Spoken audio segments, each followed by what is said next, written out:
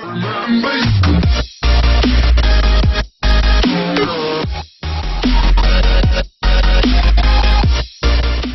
than 800,000 Americans have signed a petition demanding the release of Donald Trump's tax returns. Polls show that a majority of the country wants to see the documents. On April 15, tens of thousands plan to take to the streets in protest of the president's refusal to release his tax returns to the public. Some worry Trump is hiding financial ties to Russia. Others want to understand all the conflicts of interest that flow from his failure to divest from his business interests. 20,000 people say they're going to a Los Angeles protest. 11,000 are signed up to attend in New York City.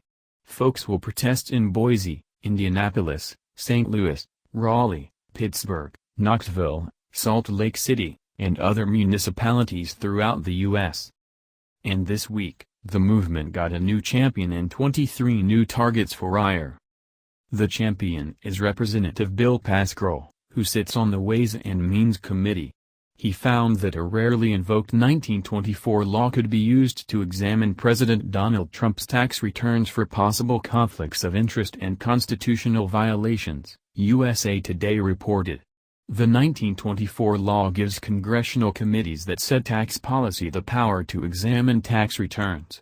It was used in 1974 when Congress looked at President Richard Nixon's returns, and in 2014 when the Ways and Means Committee released confidential tax information as part of its investigation into the Internal Revenue Service's handling of applications for nonprofit status.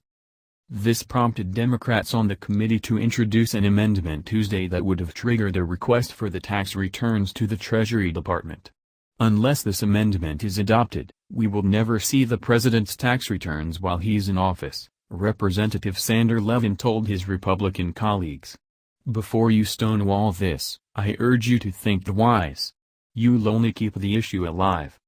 Last year, after some of Trump's worrying foreign conflicts were exposed, I argued that Congress cannot fulfill its constitutional duty to check and balance the next president, or provide adequate oversight of the federal agencies he presides over, without a full, accurate understanding of his business holdings and debts.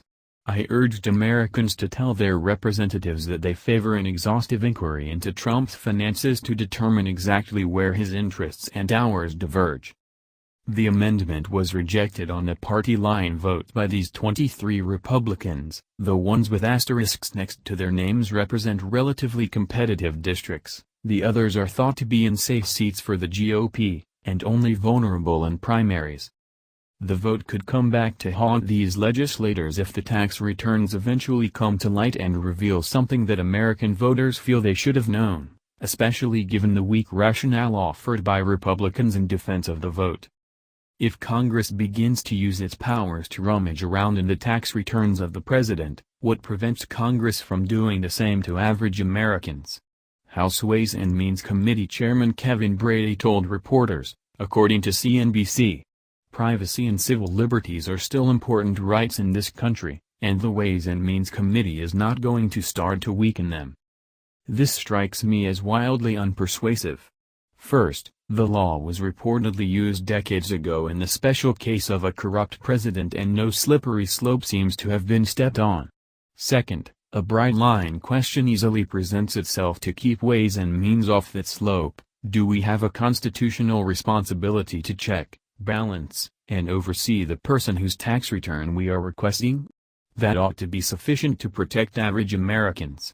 Third, how many average Americans would even care if Ways and Means pulled their tax return, which consists of information they're already forced to give their federal government?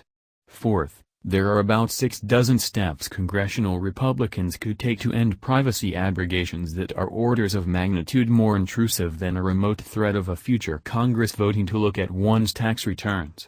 Take ending the NSA program that collects details on the private communications of almost everyone. The President of the United States is the most powerful person in the world. For that reason alone, he or she has the least expectation of privacy of any American citizen. Tax returns are documents that every modern president has released to the public. And financial ties and relationships bear directly on Trump's official duties, particularly due to his failure to fully divest himself from his businesses. Meanwhile, multiple allies of the president have suspicious ties to a foreign government. Given all that context, it is obscene for members of Congress to eschew a lawful way to examine the president's tax returns and make sure that he isn't selling out America. They should be judged harshly by voters and history alike.